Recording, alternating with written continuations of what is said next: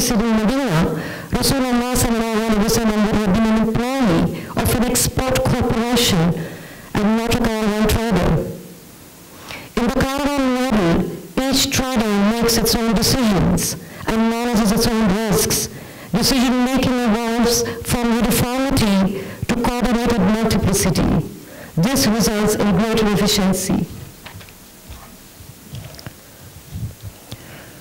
The principles of caravan model are work understanding because they are based on cluster organization and development, balance between collaboration and competition. It's about autonomy of labor, social collateral or social creditworthiness, open networks and training at work. And furthermore, we must remember that the Sunnah of the Prophet ﷺ, the best people in the history and the best people of Medina.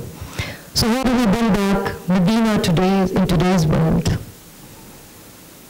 There are a lot of things that are happening within the Western world that is challenging the capitalist system. Number one, there's a bill placed in more than 23 states in the United States that is demanding to do trading and commerce in gold and silver. 6 states have won that bill, they've passed that bill. 23 more states are, they've tabled them. So there is, the states are asking for autonomy in using the medium of exchange for their own states.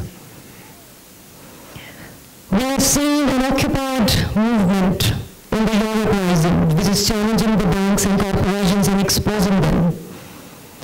We have lots of critiques coming from the West.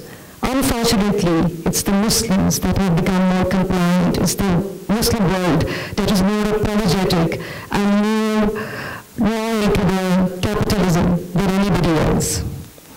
And who else is interested in Medina and trading economy and trading routes? It's China. While America did 11 wars in the last 20 years, China has decided to construct the world under BRI, the Belt and Road Initiative. And one of the major, projects is CPAC, which is happening in our country. So what is BRI and what is CPAC? It is a trading route. It is a trading route, and what it requires is public markets and caravanserais. So this could be the shift that we all want. Instead of a debt-based economy and begging to IMF and World Bank, let's create 25 new cities, self-sustainable cities, trading cities, the way China is already doing that. I believe that a lot of people are not aware that China created Yiwu, International Trading City, which is one of the largest cities with more than 700 acres of free trade zone and a wholesale market. Why can't we bring that as part of CPAC to Pakistan? 1/3 of the risk comes from trading. That's what Rasulullah sallallahu alaihi wasallam says. You can expand the trading economy. So why can't we, as part of CPAC, create 25 trading cities that will open with Islamic principles? If China can talk about socialism with Chinese characteristics, we can talk about socialism with Islamic characteristics without shame. If they can take pride in their history and tradition, why can't we? So what we can offer to the world is returning back to the trading economy, the model of Medina, returning back to caravanserais, guilds. The secret of the Silk Route is caravanserais, the fixed trading zone for foreign traders.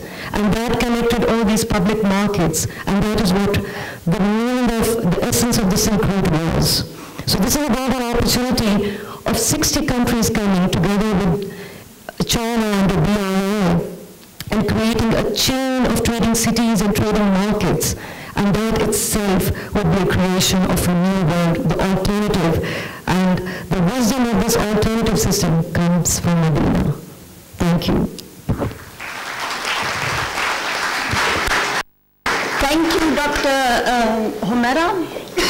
We do have some time for questions, I think. Yes, please. Yes. No, you. The mic, yes. Without mic, it is difficult. Here. Here.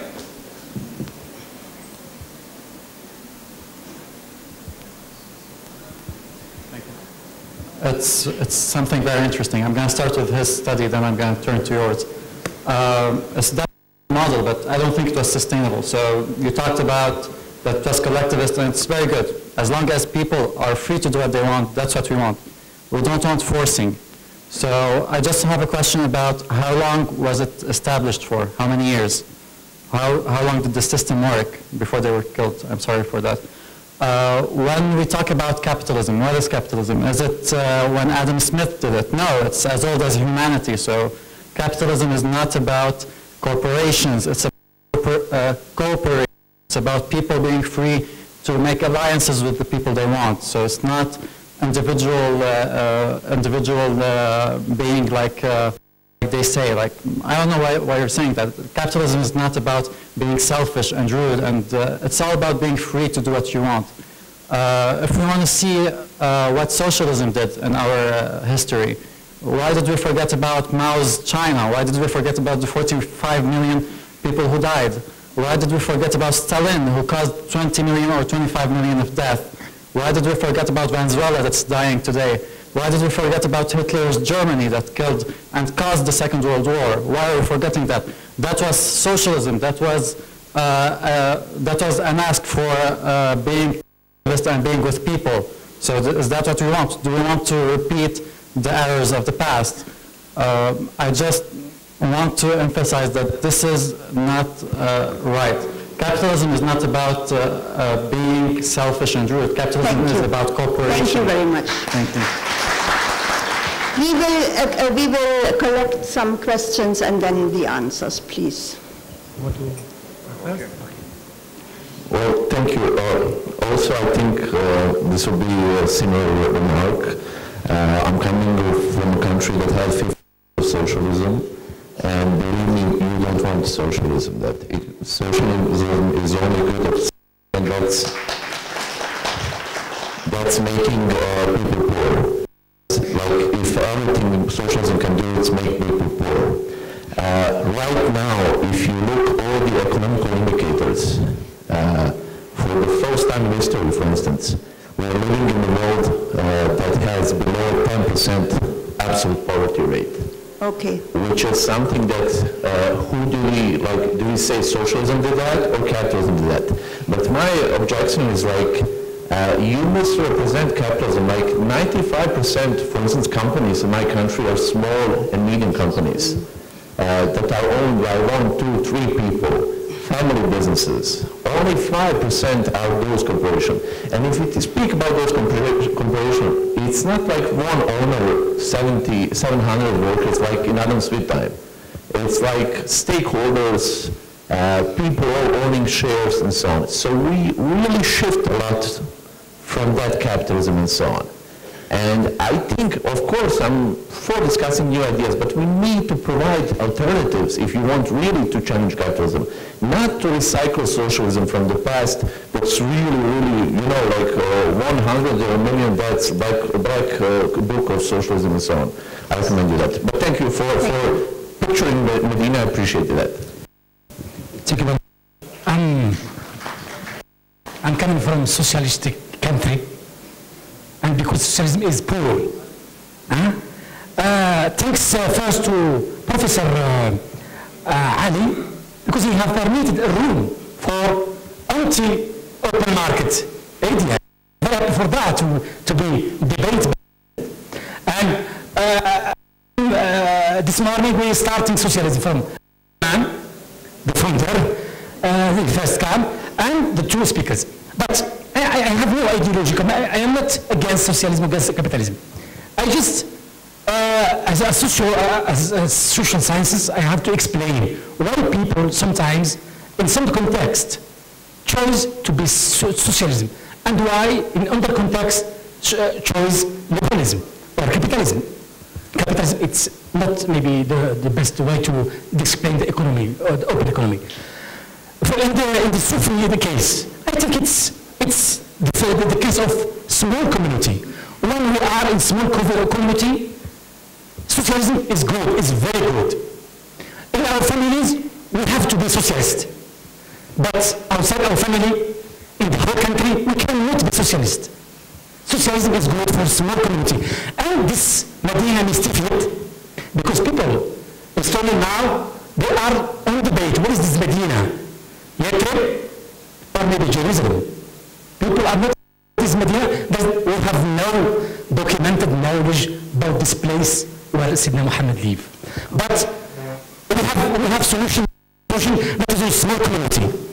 There is Medina, if there is in this Yathrib, it is a small community. And in a small community, small family, small tips, we can share everything. Because, you know, the Jewish people was clever. They say, with others, we ask interest, but with the Jewish community, we cannot ask that. Because, sorry, this is, please wind up because that means socialism is in the Greek society, the nations, and capitalism. And socialism is a small community for Medina. Okay.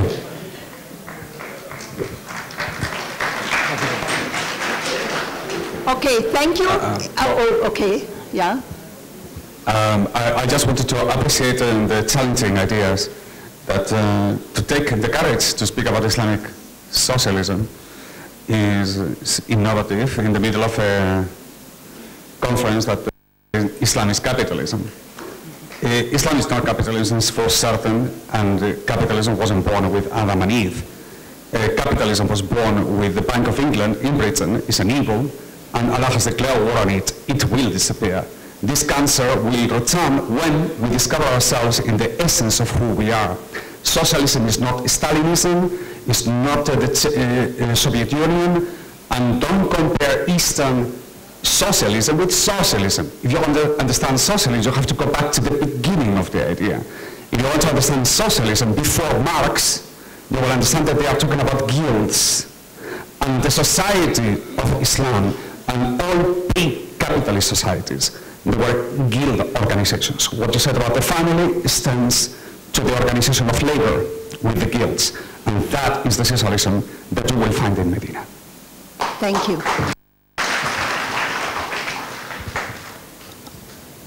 One more, yes? Thank you. Just a clarification as someone who wrote the concept note of this conference. I want to strongly disagree that this is a conference about Islamic capitalism. This is not. This is a very open discussion about the basic foundations, institutions, and philosophies about economics. And as we have seen from the choice of the speakers since morning, since yesterday, we are very open to this discussion. So it is not any kind of Islamic capitalism. And in my remarks, I also rejected that notion. A short question to Humaira. I think I appreciate your insight about the, what Medina Munawwara offered us. But in today's context, you mentioned Uberization and Uber. And that's an interesting point.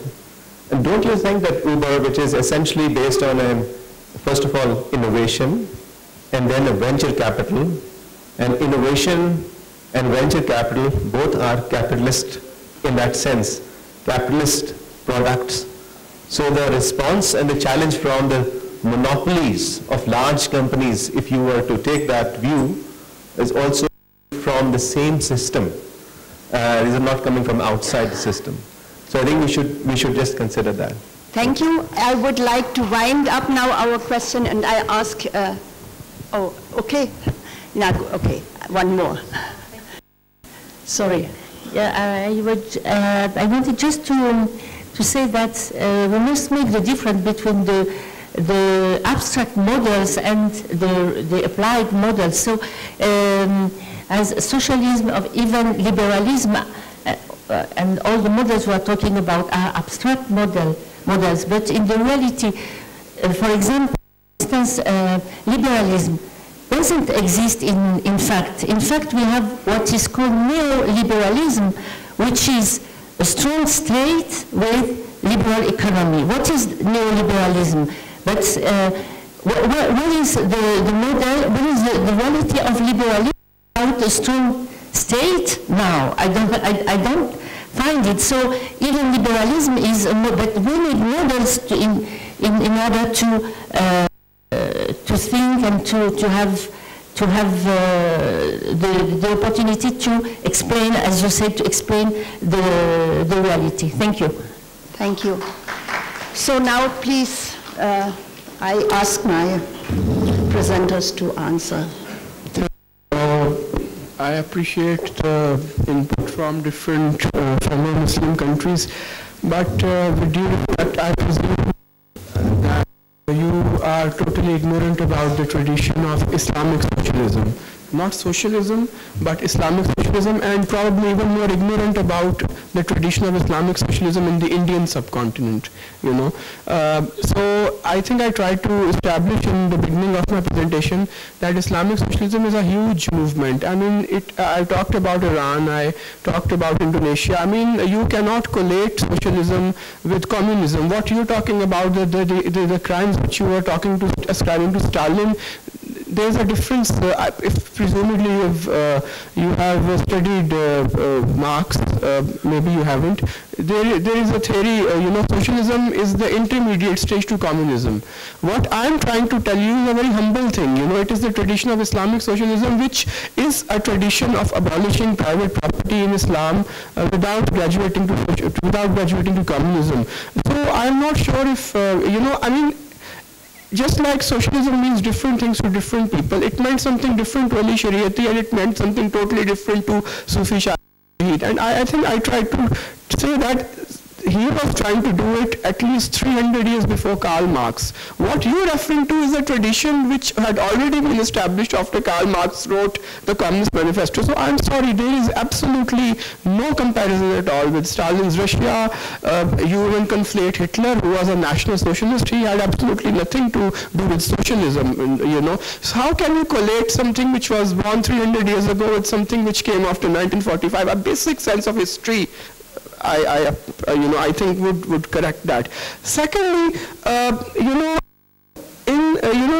is a long tradition of Islamic socialism in the Indian subcontinent. My forthcoming book is about that. And talking about, they were talking about abolishing private property, yes, but they were not talking about, and obviously there was certainly no force involved in Sufi Shahinaz Shahid's movement. And I think I tried to mention it was a siege which lasted for 4 months.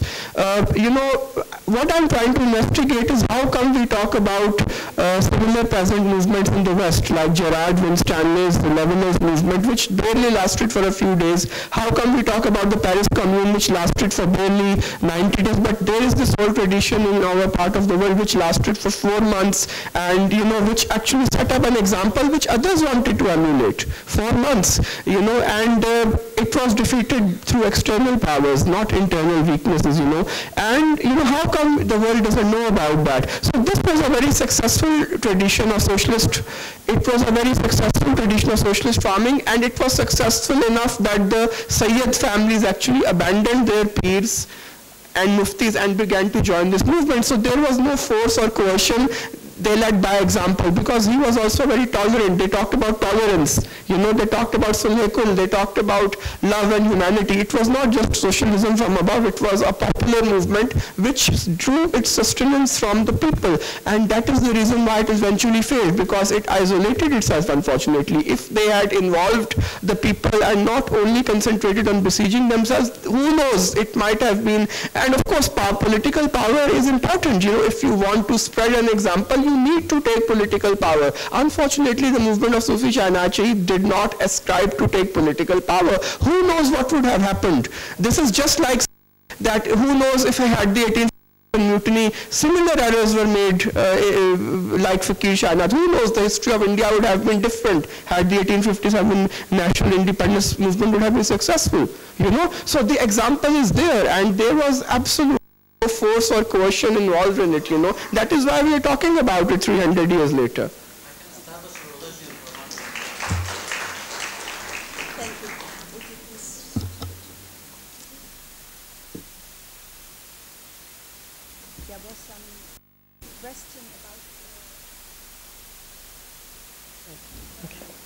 I just was asking you what was the question, because it was more of observations and their own point of view.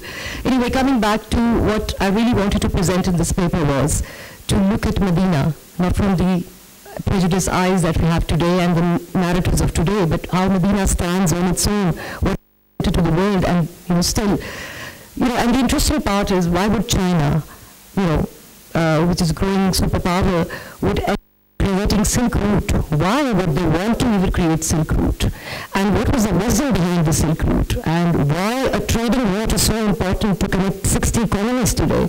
And if this trading route, so what was the wisdom of the real Silk Route? And how, what Islamic countries, Islamic societies contributed to it? And I think China acknowledges that. We will not have a Silk Route without sarais and trading economy. So I was fascinated because last month when I ended up going to China and I saw the Evo market, I was shocked that Evo market, which is more than 700 acres, open for free trading, and that's what reminded me of Medina, that the world can return to free trading. I mean, you can be a trader, you can buy without an intermediary. And what they've done is, China actually created 6 or 7 markets, experiment. One was a technology market, one was a market, and Evo was really a market created on local commodities. And it started going on its own, and it has become such a popular example to be quoted by the economists that how Evo is the solution of creating local economies. Without local economies, what good would it be if people will not be able to sustain their livelihoods? So what China did was, when Evo started working, we creating workshops behind these markets, and how that changed the local economy.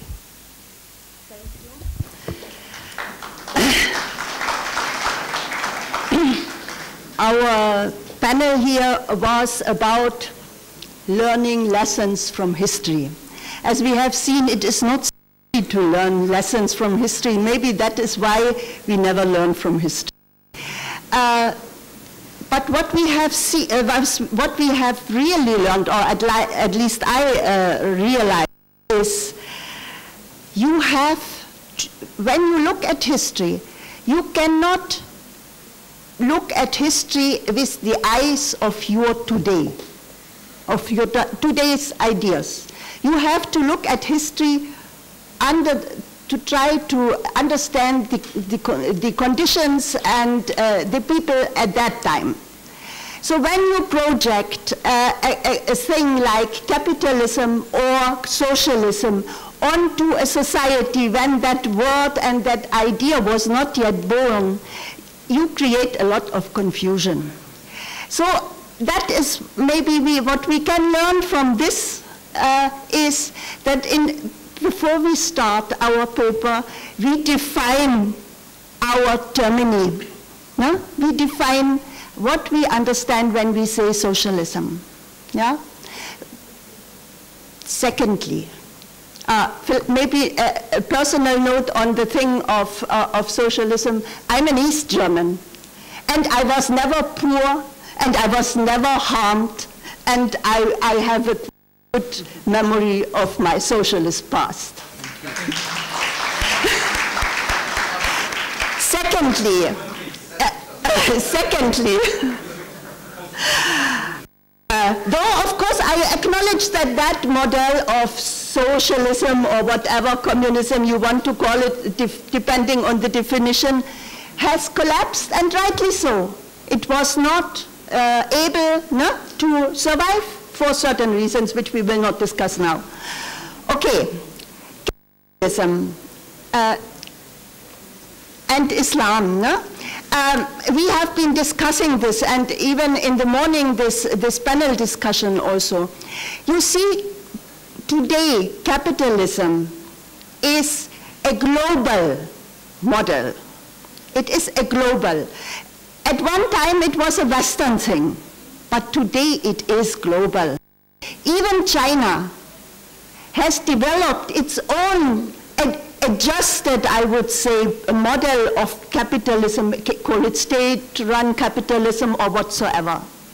So capitalism is a global model. And when we are sitting here and we are trying to figure out, making some khayali pilau about how we could challenge that or how we can deal with this situation, I think we have to find a global answer. We cannot say, oh, Pakistan will now do this and challenge global capitalism. You can't. You cannot even try to have no riba in Pakistan because financing is international. When you try to develop an alternative model, you have to take the others who are also unhappy with capitalism the way it is, and there are non-Muslims who are.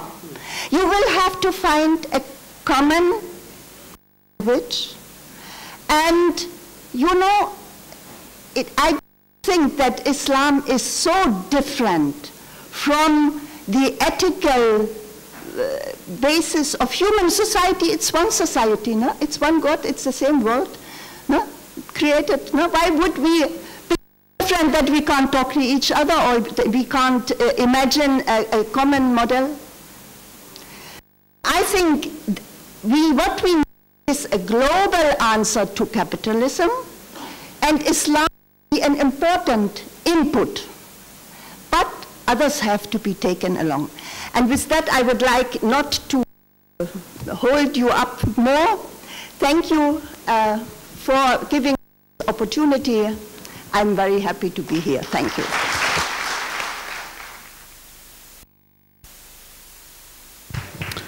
Thanks, Dr. Bettina and our honorable guest speakers. Now it is a time for most awaited time of lunch. Then after break, we will back. Sorry? Yes, after session we will be back, inshallah. And for female students,